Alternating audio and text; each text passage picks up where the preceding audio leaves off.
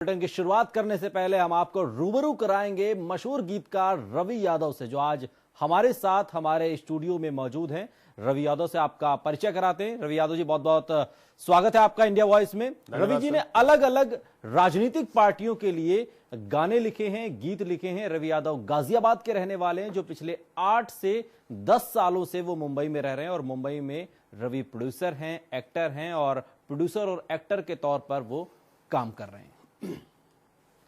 तो रवि जी, स्वागत है आपका बहुत इंडिया वॉइस में। आपसे हम जानना चाहते हैं कि आप मुंबई में रहते हैं, आप प्रोड्यूसर हैं, आप एक्टर हैं, ये राजनीतिक पार्टियों के लिए गीत लिखने का ख्याल कैसे आया? देखिए, मैं क्योंकि साहित्य से भी जुड़ा हूं और मुझे लगता है कि राजनीति भी हमारे देश का एक बहुत जरूरी स्तंभ है।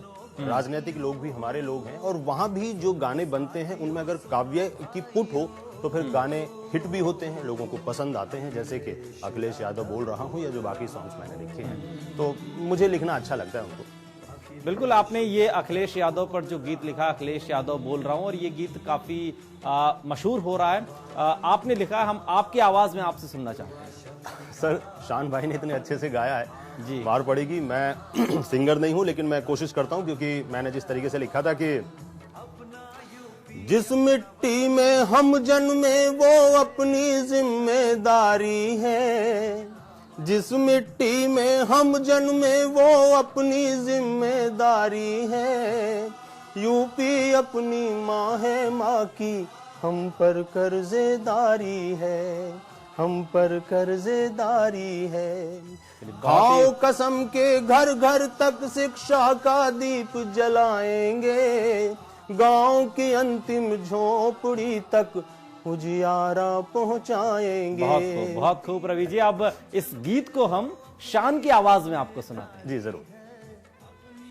यूपी मेरा दीन धर्म है,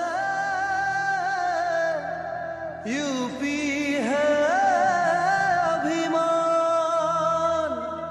करूं न्योछावर मैं यूपी पर तन मन धन और जान। युवा शक्ति के युवा खून में सपने सच्चे घोल रहा हूँ,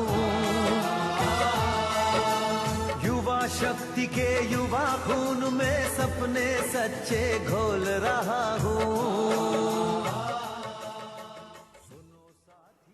तो समाजवादी पार्टी के साथ साथ रवि ने बीजेपी के लिए मशहूर गीत यूपी के मन की बात भी लिखा है, और जिसे कैलाश खेर ने गाया। और ज्यादा जानकारी के लिए हम रवि से ही डायरेक्ट बात करते हैं। रवि, आपने एक गीत समाजवादी पार्टी के लिए लिखा और फिर एक दूसरा गीत आपने उसकी प्रतिद्वंदी पार्टी बीजेपी के लिए भी लिखा।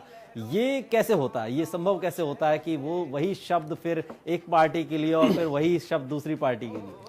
देखिए, मेरे लिए सभी सम्माननीय है। मेरा काम है गीत लिखना, मैं गीत लिखता हूँ। जैसे जो मेरा सॉन्ग है अखिलेश यादव बोल रहा हूँ, उसकी वजह से मुझे सीएम साहब से मुलाकात हुई। मैं आदरणीय अखिलेश जी से मिला जी, और मुझे उसको उनसे मिलने के बाद कहीं जो एक अनुभूति थी कि ये गीत, कई बार ये हुआ कि पता नहीं चल रहा था किसने लिखा है, हमने लिखा, बना, वहां तक चला गया, लेकिन उन्होंने कहा कि नहीं, जिसने लिखा है उसके नाम से वो उसको वहां जाना चाहिए। तो एक ये हुआ। जब मैंने मन की बात लिखा, देखिए, आप किसी एक पार्टी के बारे में ये नहीं सोच सकते कि वो मैं सिर्फ उसी का हूं, हम कलाकार हैं, सबके साथ हैं। तो मुझे एक एजेंसी ने, लेकिन रवि, आरोप तो लगता है, जैसे कैलाश खेर को मैं कहीं पढ़ रहा था, वो कह रहे थे कि मेरा किसी पार्टी से कोई लेना देना नहीं, मैं बहुत प्रोफेशनल सिंगर हूं और जो मुझे पैसे देता है मैं उसके लिए गाता हूं। तो क्या इस तरीके के आरोप कभी आप पर भी लगते हैं कि आप बीजेपी के लिए भी गीत लिखते हैं, आप कांग्रेस के लिए भी लिखते हैं, आप सपा के लिए भी लिखते हैं? नहीं, आप इसको दूसरी तरह भी देख सकते हैं कि एक व्यक्ति जिस पर उनसे जुड़े जो लोग हैं वो ट्रस्ट करते हैं, और मैंने जो भी लिखा पूरे दिल से लिखा। और एक चीज अगर आप देखेंगे, सारे गीतों में मैंने सिर्फ पॉजिटिव बात की है, मैंने किसी की बुराई नहीं की है। चाहे वो यूपी के मन की बात हो, चाहे वो राहुल गांधी जी वाला जो सॉन्ग है, या जो अखिलेश जी वाला जो सॉन्ग है, तो हर जगह अच्छे लोग हैं। और ये अलग अलग पसंद हो सकती है कि मुझे प्रदेश में एक व्यक्ति अलग पसंद हो सकता है, मुझे पूरे देश में एक अलग व्यक्ति पसंद हो सकता है। तो वो बिल्कुल। लेकिन रवि, जो शब्द चयन की बात होती है, जैसे समाजवादी पार्टी है, सत्तारूढ़ पार्टी है, उसकी चुनौतियां अलग हैं और चुनावी गीत है, तो उसमें शब्द कहां से और किस तरीके से खोजे जाते हैं, और जो विरोधी पार्टी होती है उसके लिए गीत किस तरीके से तैयार किया जाता है? देखिए, 3 गाने, तीनों में जो अलग अलग शब्द हैं, जैसे जो सपा वाला गाना है उसमें उन्होंने आह्वान किया है युवा शक्ति का, और जो प्रदेश में वो कर रहे हैं उसकी उन्होंने बात की है। मैंने उसका बहुत अच्छे से पूरा पढ़ा, क्योंकि मैं खुद यूपी का हूं, मैं घूमा हूं, मैंने देखे हैं यूपी के बदलाव, तो मैंने वो लिखा। जब बीजेपी वाला सॉन्ग था और मुझे जिस एजेंसी ने कांटेक्ट किया और जब मैंने लिखा, तो एक अच्छी बात थी कि उनका भी जो मुझे उनकी तरफ से मिला उसमें ये था कि हम पॉजिटिव बात करेंगे। तो क्योंकि मन की बात इतना हिट प्रोग्राम है आदरणीय प्रधानमंत्री जी का, मेरी खुशनसीबी थी कि मैं उसके लिए लिख रहा हूं, उस प्रोग्राम के लिए लिख रहा हूं। तो मैंने सिर्फ बात की कि सिर्फ यूपी के शहरों से बात नहीं करनी है, सिर्फ गांव से नहीं करनी है, सिर्फ बड़े लोगों से नहीं करनी है, सबसे बात करनी है। तो वो कहीं ना कहीं एक सोचना पड़ता है। ये यूपी के मन की बात में ये नजर भी आ रहा है। एक बार हम आपको यूपी के मन की बात का वो गीत सुनाते हैं। जी जरूर।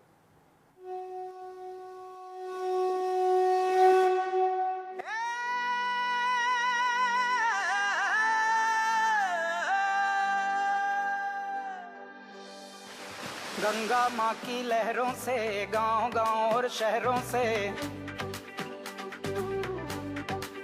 हो गंगा माँ की लहरों से गांव गांव और शहरों से, आओ मन की बात करें, यूपी के मन की बात करें।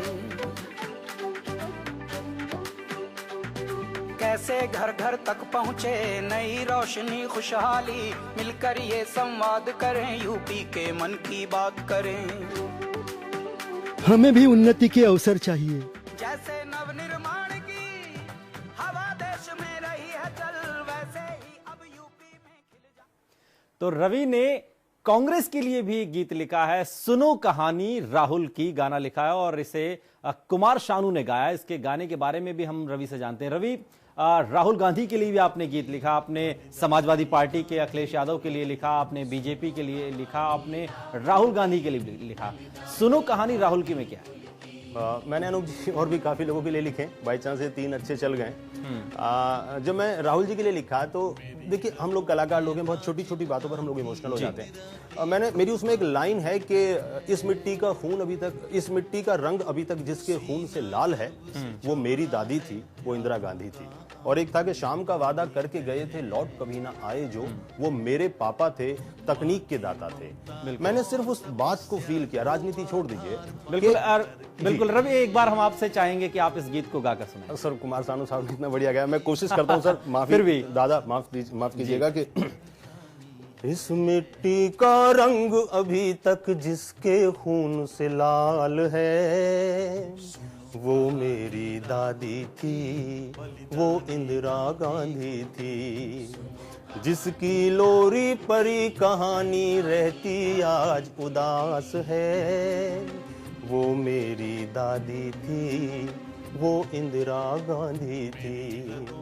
शाम का वादा करके गए थे, शाम का वादा करके गए थे, लौट कभी ना आए जो, भारत माँ पर प्राण लुटाकर अपना फर्ज निभाए जो, वो मेरे पापा थे, तकनीक के दाता थे।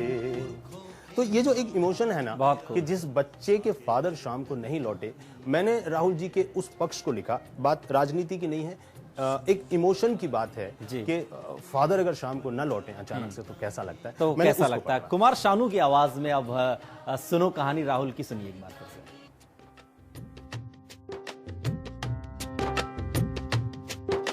सुनो कहानी राहुल की, बलिदानी गांधी कुल की, सुनो कहानी राहुल की, बलिदानी गांधी कुल की।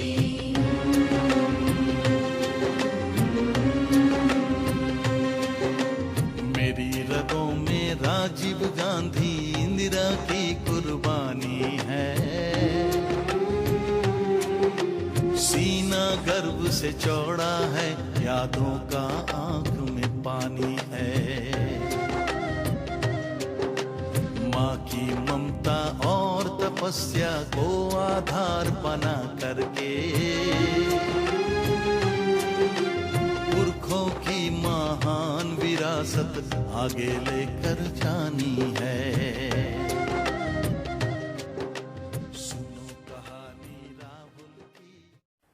तो सुनो कहानी राहुल की। और गीत लिखने के अलावा रवि ने किताबें भी लिखी, किताबों में भी रुचि रखते हैं। रवि ने बढ़ी धूप, सारांश समय का, हाइक व्योम और लघु कथा वर्तिका जैप निज विद्या नाम की 4 किताबें लिखी। और इन किताबों के बारे में हम ज्यादा बात के लिए सीधे रवि का रुख करेंगे। रवि, आपने गीत ही नहीं लिखी, आपने किताबें भी लिखी है, इनके बारे में थोड़ा सा हमें बताइए। अनूप जी, बेसिकली मैं साहित्य का बच्चा हूँ, साहित्य से जुड़ा हूँ।